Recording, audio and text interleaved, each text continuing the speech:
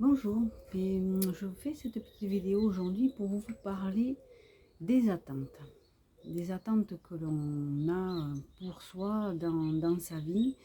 Euh, L'idée, c'est déjà de comprendre que cette idée d'attente, ça crée une forme de vide en nous.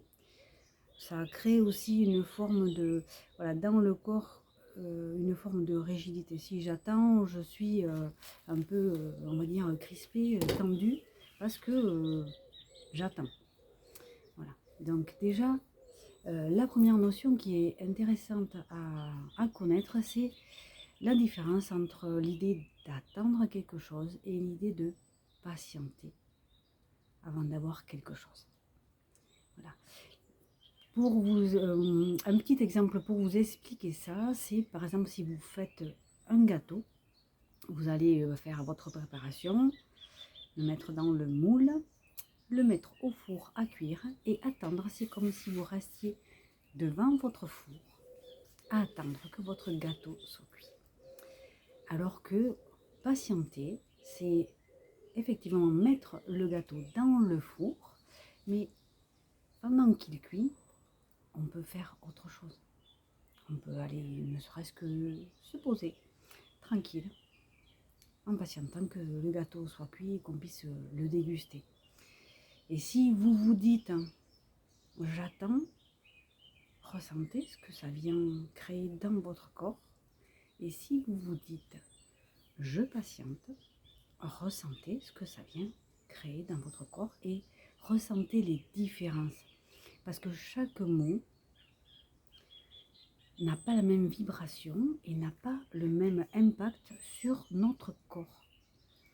C'est déjà intéressant de savoir, de ressentir ça pour après être plus conscient des mots qu'on dit et ce que ça vient créer en nous. Donc ça, c'est une première chose. Alors, cette idée d'attente.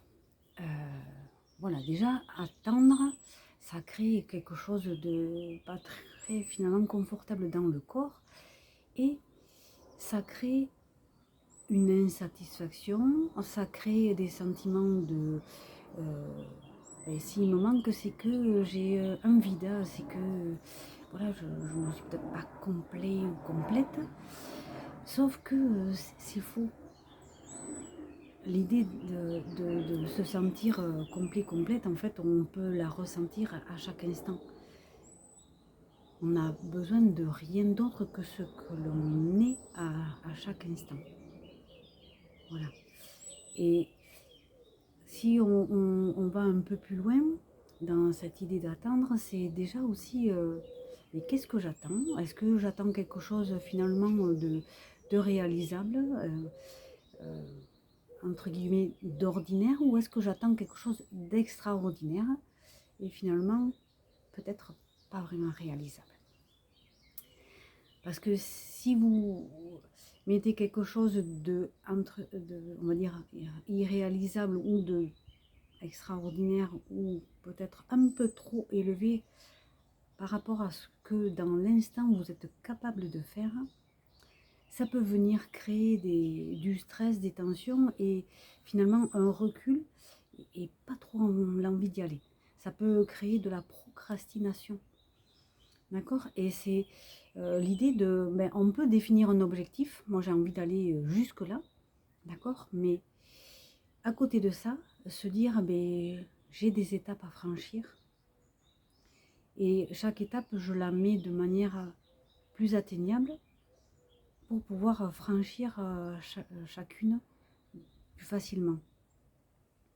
Vous voyez, si vous avez un projet auquel vous tenez, voilà, gardez-le en tête. Ça, c'est votre objectif et ce projet, et s'il est juste pour vous, mais vous arriverez à le réaliser.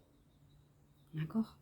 Et c'est comprendre que si vous voulez partir du point de départ et arriver de suite à l'arrivée, ça peut être difficile dans le sens où ça va venir générer du stress parce qu'il y a une part de vous qui se rend bien compte que ça fait beaucoup. Ça fait beaucoup. c'est comme si vous, par exemple, si vous voulez, on veut vous apprendre à faire du saut en hauteur, d'accord? Donc la première chose, on va vous apprendre euh, le geste, le mouvement que votre corps doit faire, d'accord? Et après, on va vous mettre la barre pas très haute pour que votre corps, euh, ça soit accessible pour lui. Si vous vous mettez déjà là où vous voulez arriver à la fin, il y a de fortes chances que vous n'y arrivez pas et que votre corps il n'ait pas envie d'y aller et que ça devienne en fait difficile. D'accord? C'est l'idée de se mettre des étapes qui soient atteignables, autant mais dans la tête en fait, dans ce qu'on se dit qu'on est capable de faire, de ce qu'on ressent qu'on est capable de faire. Et là, mais pas à pas, à votre rythme, à votre vitesse, vous allez arriver à votre objectif. Et si vous avez envie de sauter à telle hauteur, mais vous arriverez, il y a plus de chances que vous arriviez à sauter à cette hauteur-là que si vous voulez y aller du jour au lendemain. D'accord? Voilà. Donc il y a cet aspect des choses qui est important de prendre en compte. Et après, on peut aussi venir sur l'aspect de ce qu'on pense. Si vous pensez qu'il vous manque quelque chose, vous allez le ressentir et vous allez le croire vrai. Il me manque ça. Je n'ai pas assez de ça. Donc, c'est comprendre que chaque pensée qui vienne, ça vient créer un état. Ça rejoint un peu cette idée de à quelle hauteur j'ai envie de sauter. Mais pas tout à fait. C'est une autre façon de voir et de ressentir les choses. Et c'est intéressant de regarder toutes ces facettes-là. Et si vous pensez, je ne sais pas, j'ai besoin, il me faut ce vêtement-là. Ok, peut-être. Et si vous l'achetez, d'accord, vous allez le porter. Au début, ça va vous faire plaisir parce que c'est nouveau et que, voilà. Et finalement, cette satisfaction, elle va vite s'estomper. Et l'état intérieur, vous allez retrouver le même qu'avant. D'accord? C'est comprendre, est-ce que ces besoins, j'ai vraiment besoin de les satisfaire? Vous voyez, comprendre la différence entre ce que vous allez aller chercher à l'extérieur et ce que vous allez amener à l'intérieur. Et c'est là la différence. Ce que je m'amène, ce que je m'apporte, qu'est-ce que ça vient créer en moi? Est-ce que c'est quelque chose qui va pouvoir perdurer dans le temps? Est-ce que ça va venir améliorer mon état d'être intérieur ou pas? Ça peut passer aussi par l'idée, il faut que je fasse ça, ça, ça et ça.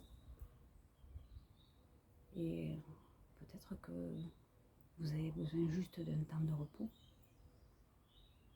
Votre corps vous le réclame. Mais votre tête vous dit, il faut faire, il faut que. Est-ce que ça va vraiment me faire du bien à long terme? Alors que si vous prenez ce temps de repos, si c'est acceptable pour vous, c'est important cette idée acceptable. Si vous acceptez de prendre ce temps de repos, eh bien vous aurez une meilleure énergie pour faire la chose que vous avez envie de faire après ou les choses que vous avez envie de faire après. Voilà. Et ces choses-là, les faire en conscience, les faire en étant présente à soi. Voilà. C'est en faisant les choses de manière consciente qu'on vit sa vie et que finalement on arrête d'être dans ces projections. Donc la projection, on est dans le futur, on n'est pas là ici maintenant. Et si vous prenez ce temps pour être conscient et consciente de faire ce que vous êtes en train de faire, vous verrez que les choses, vous les ferez mieux. Et il y a même des choses, par exemple, que vous avez tendance peut-être un peu à vous couper en faisant manger, ou à vous égratigner, ou à vous cogner à un mur, ou des petites choses comme ça. C'est parce que finalement, vous êtes tellement dans votre tête que vous n'êtes pas suffisamment dans votre corps, ancré dans le temps présent, et vous n'écoutez pas vos ressentis. Vous n'êtes pas conscient de ce qui se passe autour de vous. Alors que si vous arrivez à revenir bien en vous, là, ben vous serez conscient et consciente de tout ce que vous avez autour de vous. Tiens, le mur, finalement, il est plus près que je ne le pensais. Et si vous prêtez attention, vous pouvez le ressentir, ce mur, sans le voir. Sans être conscient que vous êtes en train de le voir, vous pouvez ressentir qu'il y a quelque chose à côté de vous. D'accord? Voilà. Alors, ce sont plusieurs petites clés là, l'une après l'autre. Voilà. Prenez ce qui vous parle là dans l'instant et peut-être revenez plus tard à la vidéo et venez piocher autre chose. D'accord? Voilà. Mais écoutez, je vous souhaite un bon dimanche sous ce beau soleil aujourd'hui. Profitez bien, prenez bien soin de vous et je vous dis à bientôt.